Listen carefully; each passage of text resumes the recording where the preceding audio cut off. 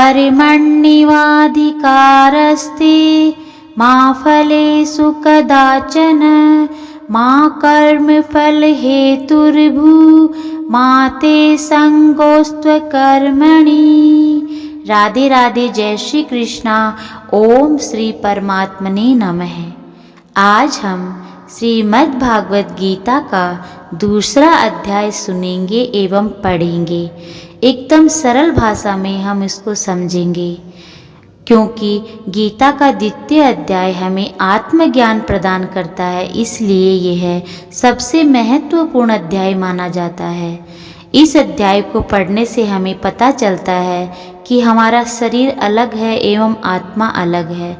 हम एक दूसरे को नाम से पहचानते हैं, मैं ये तू वो, लेकिन असली में हम दोनों ना तो कोई नाम है ना कोई शरीर है। हम सब आत्माएं हैं जो इस दुनिया में अपने कर्म करने आई हैं और कर्म करके एक दिन वापस लौट जाएंगी।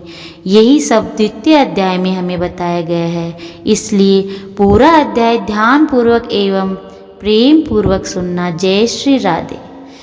कल हमने सुना था कि धृतराष्ट्र संजय से बोल रहे थे कि बताओ युद्ध भूमि में क्या हुआ। तो संजय बोल रहे थे कि हे राजन, अर्जुन अपना धनुष छोड़कर प्रियजनों को देखकर युद्ध न करने की इच्छा से खड़ा हो गया था।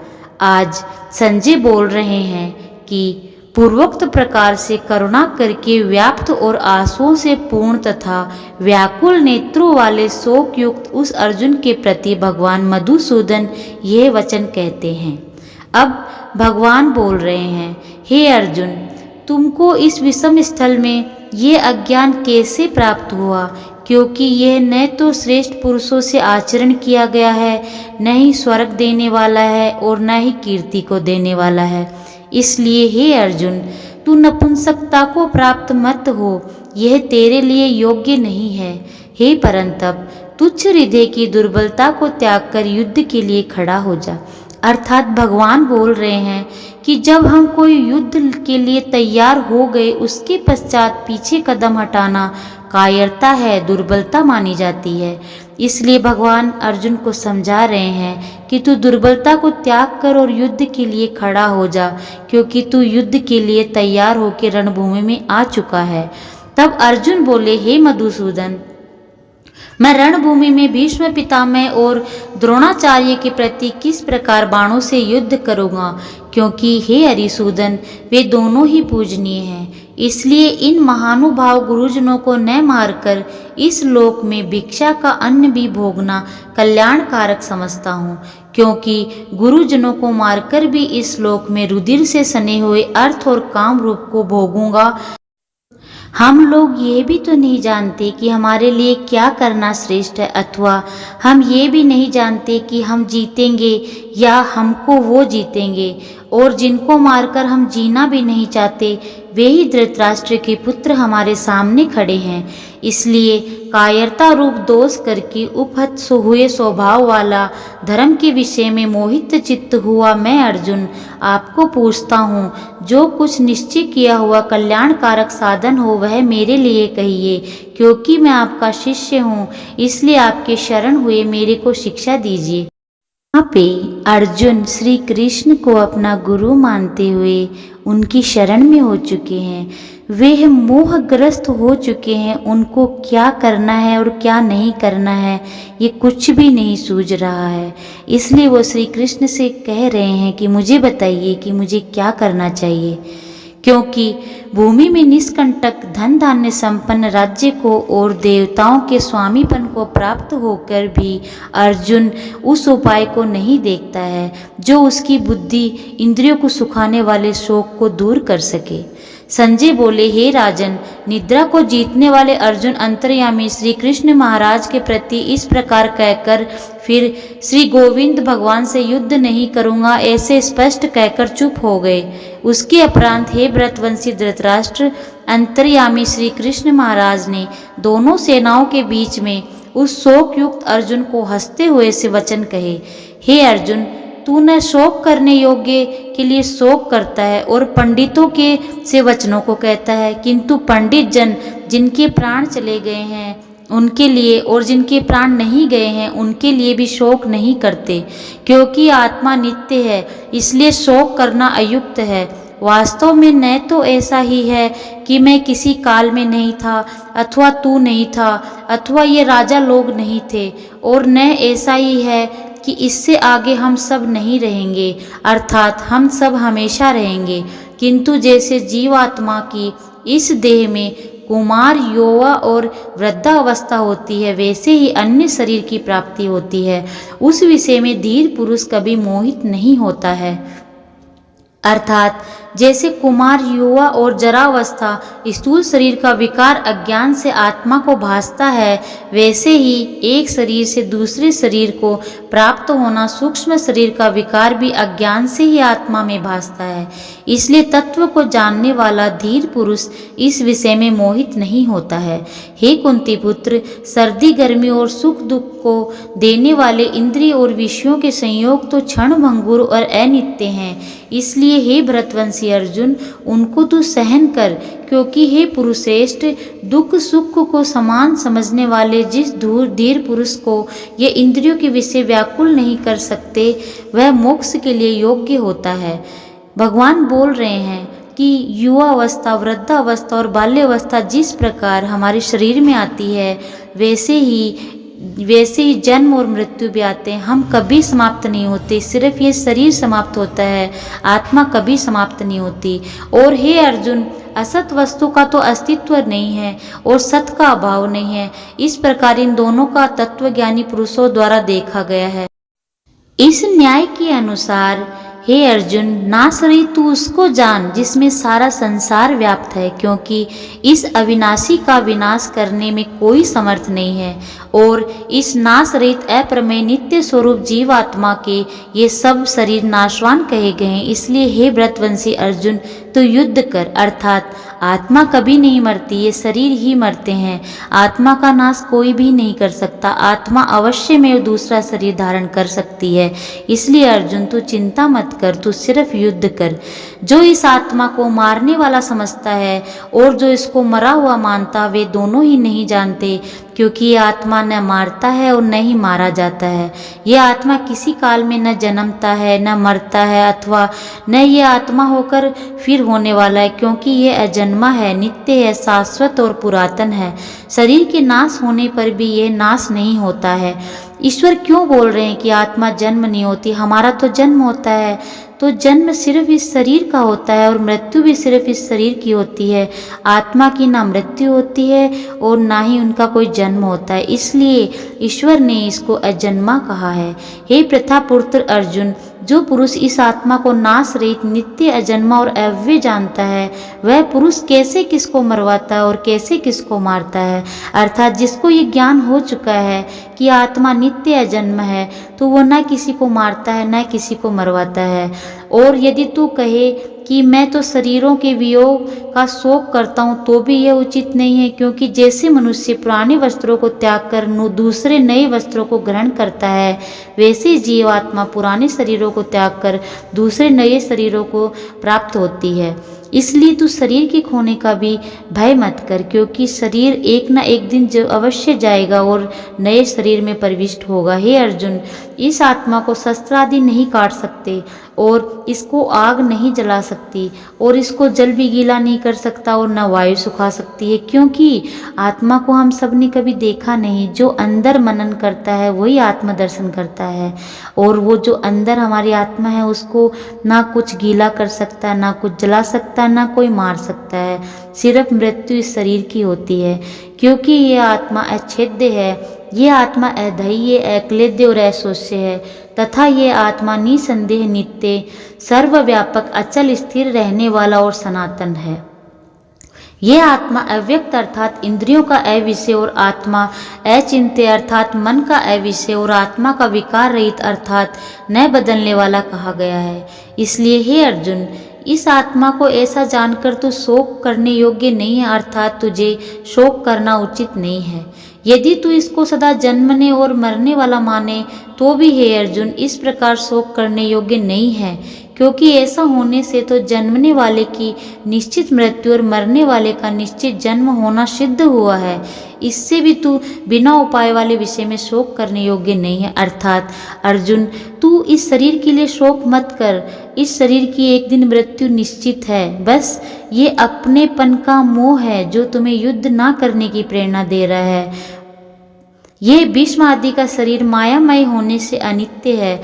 इसमें शरीरों के लिए शोक करना उचित नहीं है, क्योंकि हे अर्जुन, संपूर्ण प्राणी जन्म से पहले बिना शरीर वाले और मरने के बाद भी बिना शरीर वाले ही हैं। बीच में शरीर वाले प्रतीत होते हैं, फिर उस विषय में क्या चिंता। हे अर्जुन, ये आत्म तत्व बड़ा गहन है, इसलिए कोई महापुरुष इस आत्मा को आश्चर्य की जो देखता है, और वैसे ही दूसरा कोई महापुरुष ही आश्चर्य की जो इस तत्व को कहता है, और दूसरा कोई इस आत्मा को आश्चर्य की जैसे सुनता है, और कोई कोई सुनकर भी आत्मा को जानता है। अर्थात भगवान बोल रहे हैं कि हे अर्जुन, इस कोई बिरला पुरुष ही इस आत्मा को देखने का प्रयत्न करता है, और कोई महापुरुष ही इसकी सुनता है कि आत्मा क्या है, और कोई महापुरुष ही इस आत्मा को जान पाता है। इसलिए हे अर्जुन, यह आत्मा जानने योग्य वस्तु है, परंतु हम इसको ना जानने के कारण सिर्फ शरीर को पहचानते हैं। हे अर्जुन, ये आत्मा सबके शरीर में सदा अवत्य है, इसलिए संपूर्ण भूत प्राणियों के लिए तू शोक करने योग्य नहीं है, और अपने धर्म को देखकर भी तू भय करने योग्य नहीं है, क्योंकि धर्म युक्त युद्ध से बढ़कर दूसरा कोई कल्याणकारक कर्तव्य क्षत्रिय के लिए नहीं है।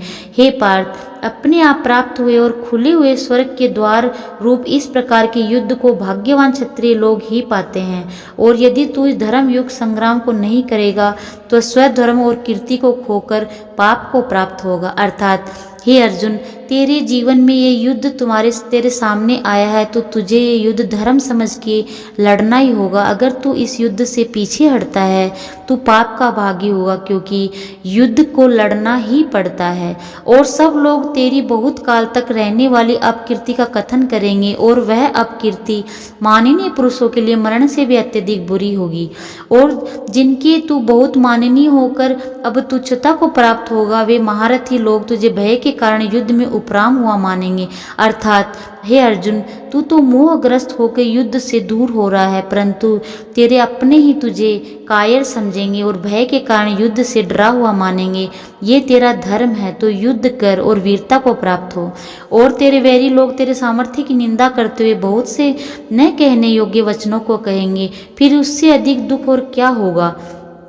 इससे तो युद्ध करना ही तेरे लिए सब प्रकार से अच्छा है, क्योंकि या तो मरकर स्वर्ग को प्राप्त होगा या जीतकर पृथ्वी को भोगेगा। इसलिए हे अर्जुन, युद्ध के लिए निश्चय वाला होकर खड़ा हो जा। यदि तुझे स्वर्ग और राज्य की इच्छा न हो तो भी सुख दुख लाभ हानि और जय पराजय समान समझकर उसके उपरांत युद्ध के लिए तैयार हो जा। इस प्रकार युद्ध करने से तू पाप को प्राप्त नहीं होगा। अर्थात भगवान बोल रहे हैं कि तुझे अगर किसी राज्य की लालसा नहीं है तो भी तू सुख दुख लाभ हानि को समान समझकर तू युद्ध कर, क्योंकि युद्ध तेरा धर्म है, इसलिए तुझे युद्ध करना ही होगा। हे पार्थ, ये बुद्धि तेरे लिए ज्ञान योग के विषय में कही गई है। इसको अब निष्काम कर्म योग के विषय में सुन। जिस बुद्धि से युक्त हुआ तू कर्मों के बंधन को अच्छी तरह से नाश करेगा। इस निष्काम कर्म योग में आरंभ का अर्थात बीज का नाश नहीं है, और उल्टा फल रूप दोष भी नहीं होता।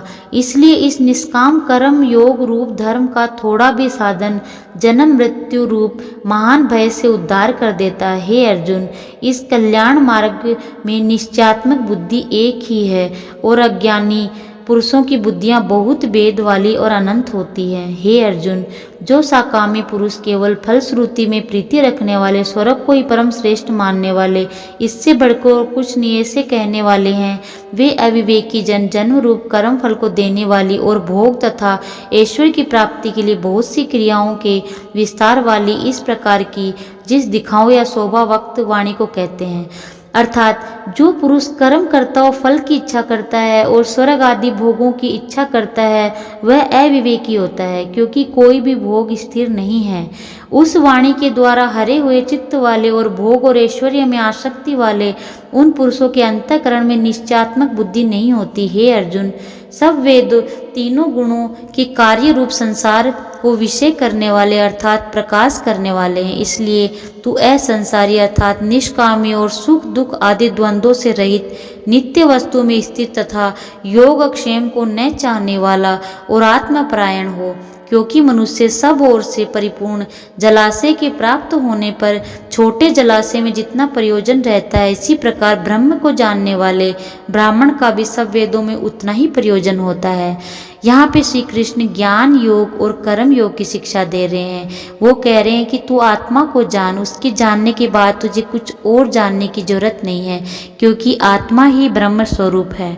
अर्थात जैसे बड़े जलाशय की प्राप्त हो जाने पर जल के लिए छोटे जलाशयों की आवश्यकता नहीं रहती, वैसे ही ब्रह्मानंद की प्राप्ति होने पर आनंद के लिए वेदों की आवश्यकता नहीं रहती। इससे तेरा कर्म करने मात्र में ही अधिकार होए, फल में कभी नहीं। और जो तू कर्मों के फल की वासना भी मत हो तथा तेरी कर्म न करने में भी प्रीति न होए। भगवान श्री कृष्ण बोल रहे हैं कि तू ऐसा बन कि ना तो तेरे को कर्म करने की फल की इच्छा हो, ना ही तेरे को कर्म में प्रीति हो, तेरे को किसी चीज़ में प्रीति ना हो, बस तुझे कर्म करो और भगवान को उसको समर्पित कर दो। हे धनंजय, आसक्ति को त्याग कर तथा सिद्धि और असिद्धि में समान बुद्धि वाला होकर योग में स्थित हुआ कर्मों को कर। ये समत्व भाव ही योग के नाम से जाना जाता है। योग किसे कहते हैं? जो आसक्ति को त्याग कर और अपना कर्म करता है, लाभ हानि की इच्छा किए बिना, किसी कर्म फल की इच्छा किए बिना जो कर्म करता है वही योग होता है। इस समत्व रूप बुद्धि योग से सकाम कर्म अत्यंत तुच्छ है। इसलिए हे धनंजय, समत्व बुद्धि योग का आश्रय ग्रहण कर, क्योंकि फल की वासना वाले अत्यंत दीन है। समत्व बुद्धि युक्त पुरुष पुण्य पाप दोनों को इस लोक में ही त्याग देता है, अर्थात उसमें लिपायमान नहीं होता। इससे समत्व बुद्धि योग के लिए ही चेष्टा कर। ये समत्व बुद्धि रूप योग ही कर्मों में चतुरता है, अर्थात कर्म बंधन से छूटने का उपाय है। कर्म बंधन से छूटने का एकमात्र उपाय है कर्म कर और उसमें लिप्त मत हो। यही कर्म बंधन से छूटने को उपाय है, क्योंकि बुद्धि योग युक्त ज्ञानी जन कर्मों से उत्पन्न होने वाले फल को त्याग कर जन्म रूप बंधन से छूटे हुए निर्दोष अर्थात अमृतमय परम पद को प्राप्त होते हैं। हे अर्जुन, जिस काल में तेरी बुद्धि मोह रूप दलदल को बिल्कुल तार जाएगी, तब तू सुनने योग्य और सुने हुए वैराग्य को प्राप्त होगा। जब तेरी अनेक प्रकार से सिद्धांतों को सुनने से विचलित हुई बुद्धि परमात्मा के स्वरूप में अचल और स्थिर हो जाएगी, तब तू समत्व योग को प्राप्त होगा। इस प्रकार भगवान के वचनों को सुनकर अर्जुन ने पूछा, हे केशव, समाधि में स्थिर बुद्धि वाले पुरुष का क्या लक्षण है और स्थिर बुद्धि पुरुष कैसे बोलता है, कैसे बैठता है और कैसे चलता है? उसके उपरांत श्री कृष्ण महाराज बोले, हे अर्जुन, जिस काल में ये पुरुष मन से स्थित संपूर्ण कामनाओं को त्याग देता है, उस काल में आत्मा में भी संतुष्ट रहता है, स्थिर बुद्धि कहलाता है। स्थिर बुद्धि किसे कहते हैं? जो समस्त कामनाओं को त्याग देता है वह स्थिर बुद्धि होता है। तथा दुखों की प्राप्ति में उद्वेग रहित है मन जिसका, और सुख की प्राप्ति में दूर हो गई स्पृहा जिसकी, तथा नष्ट हो गए हैं राग भय और क्रोध जिसके, ऐसा मुनि स्थिर बुद्धि कहा जाता है। जो पुरुष सर्वत्र स्नेह रहित हुआ, उन शुभ और अशुभ वस्तुओं को प्राप्त होकर न प्रसन्न होता है न द्वेष करता है, उसकी बुद्धि स्थिर है। और कछुआ अपने अंगों को जैसे समेट लेता है, वैसे ही ये पुरुष जब जब और से अपनी इंद्रियों के विषयों को समेट लेता है, तब उसकी बुद्धि स्थिर हो जाती है।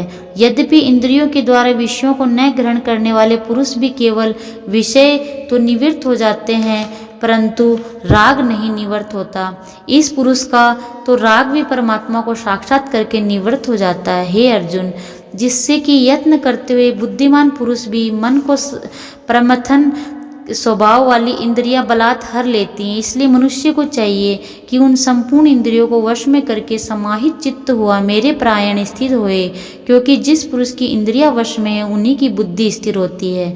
अर्थात हमें हमारी इंद्रियों को वश में रखना चाहिए और कर्म करना चाहिए। कर्म में ना राग रखना चाहिए, ना द्वेष रखना चाहिए, ना ही फल की आसक्ति करना चाहिए। हर कर्म को भगवत धर्म मान के करना चाहिए और भगवान को ही अर्पण कर देना चाहिए। ऐसा ही पुरुष महान संत और समभाव वाला होता है, स्थिर बुद्धि होता है। हे अर्जुन, मन रहित इंद्रियों को वश में करके अपने प्रायण न होने से मन के द्वारा विषयों का चिंतन होता है और विषयों को चिंतन करने वाले पुरुष उन विषयों में आसक्ति हो जाती है और आसक्ति उन विषयों की कामना उत्पन्न होती है और कामना से विघ्न पड़ने पर क्रोध उत्पन्न होता है। क्रोध से अविवेक अर्थात मूढ़ भाव उत्पन्न होता है और अविवेक से स्मरण शक्ति भ्रमित हो जाती है और स्मृति के भ्रमित हो जाने से बुद्धि अर्थात ज्ञान शक्ति का नाश हो जाता है और बुद्धि के नाश होने से पुरुष अपने श्रेय साधन से गिर जाता है। ओ हो, कितना भारी संकट आ जाता है सिर्फ एक इंद्रियों को वश में ना करने से। हमें कामना करने से हमें क्रोध आता है और क्रोध आने से हमारी स्मृति नष्ट हो जाती है। हम भगवान को अच्छा बुरा सब भूलकर क्रोध करने लग जाते हैं और सब कुछ नष्ट कर देते हैं। इससे अच्छा हम हमारे इंद्रियों को वश में रखें और सदैव भगवत ध्यान में संलग्न रहें, नाम जप करते रहें। परंतु स्वाधीन अंतःकरण वाला पुरुष राग द्वेष से रहित अपने वश में की हुई इंद्रियों द्वारा विषयों को भोगता हुआ अंतःकरण की प्रसन्नता अर्थात स्वच्छता को प्राप्त होता है। उस निर्मलता के होने पर इसके संपूर्ण दुखों का अभाव हो जाता है और उस प्रसन्न चित्त वाले पुरुष की शीघ्र बुद्धि ही अच्छी प्रकार स्थिर हो जाती है। हे अर्जुन, साधन रहित पुरुष के अंतःकरण में श्रेष्ठ बुद्धि नहीं होती और उस अयुक्त के अंतःकरण में आस्तिक भाव भी नहीं होता और बिना आस्तिक भाव वाले पुरुष को शांति नहीं मिलती। फिर शांति रहित पुरुष को सुख कैसे मिल सकता है? क्योंकि जल में वायु नाव को जैसे हर लेता है वैसे विषयों में विचरती इंद्रियों के बीच जिस स्थान इंद्रियों के साथ मन रहता है वह एक ही इंद्रिय इस अयुक्त पुरुष की बुद्धि को हरण कर लेती है। इससे हे महाबाहो, जिस पुरुष की इंद्रियां सब प्रकार इंद्रियों के विषयों से वश में की हुई है उसकी बुद्धि स्थिर हो जाती है। और हे अर्जुन, संपूर्ण भूत प्राणियों के लिए जो रात्रि है उस समय नित्य शुद्ध बोध स्वरूप परमानंद में भगवत को प्राप्त हुआ योगी पुरुष जागता है और जिस नाशवान क्षण भंगुर सांसारिक सुख में सब भूत प्राणी जागते हैं तत्व को जानने वाले मुनि के लिए वह रात्रि है। जैसे सब ओर से परिपूर्ण अचल प्रतिष्ठा वाले समुद्र के प्रति नाना नदियों के जल उसको चलायमान न करते हुए ही समा जाते हैं, वैसे ही स्थिर बुद्धि पुरुष के प्रति संपूर्ण भोग किस प्रकार का विकार उत्पन्न किए बिना ही समा जाते हैं। वह परम पुरुष शांति को प्राप्त होता है, न कि भोगों को चाहने वाला। क्योंकि जो पुरुष संपूर्ण कामनाओं को त्याग कर ममता रहित और अहंकार रहित स्पृहा रहित होकर बरतता है वह शांति को प्राप्त होता है। हे अर्जुन, ये ब्रह्मा को प्राप्त हुए पुरुष की स्थिति है। इसको प्राप्त होकर योगी कभी मोहित नहीं होता और अंत काल में भी इस निष्ठा में स्थित होकर ब्रह्मानंद को प्राप्त होता है। राधे राधे। ये द्वितीय अध्याय की व्याख्या है। इस द्वितीय अध्याय से हमें ये सीखने को मिला है कि आत्मा नित्य अजर और अमर है। अगर कोई नष्ट होता है तो वो हमारा शरीर है। आत्मा कभी नष्ट नहीं होती, ना कभी जन्म लेती है, ना कभी मृत्यु को प्राप्त होती है। इसलिए हमें कभी शोक नहीं करना चाहिए और हमें अच्छे कर्म करने चाहिए, अपने कर्मों पे ध्यान देना चाहिए, कर्म करते हुए फल की इच्छा नहीं करनी चाहिए और हमें हमारी इंद्रियों को वश में रखना चाहिए।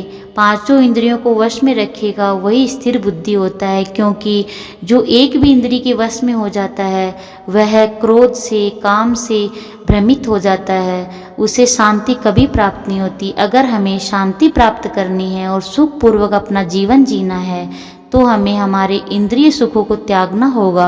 सिर्फ शरीर पोषण के लिए हमें हमारे इंद्रियों का प्रयोग करना होगा, बाकी समय हमें भगवत भावना में रहना होगा। तभी हमें भगवत भावना प्राप्त हो सकती है, शांति प्राप्त हो सकती है, स्थिर चित्त हो सकता है हमारा और हम आत्मा को जान सकते हैं और हमारे शरीर के विषय में हम कभी भी शोक या दुख नहीं करेंगे और ना ही कभी आसक्त होंगे।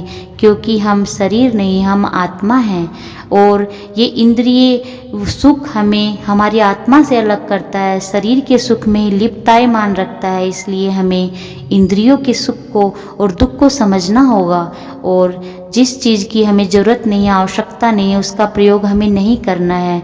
जितनी शरीर को आवश्यकता होती है उतनी ही नींद लेनी है, उतना ही भोजन करना है और सदैव भगवान का नाम जप करना है और भगवत गीता का पाठ करना है। आइए भगवत गीता को अपने जीवन का अंग बनाते हैं। जय श्री भगवत गीता। राधे राधे। जय श्री कृष्णा।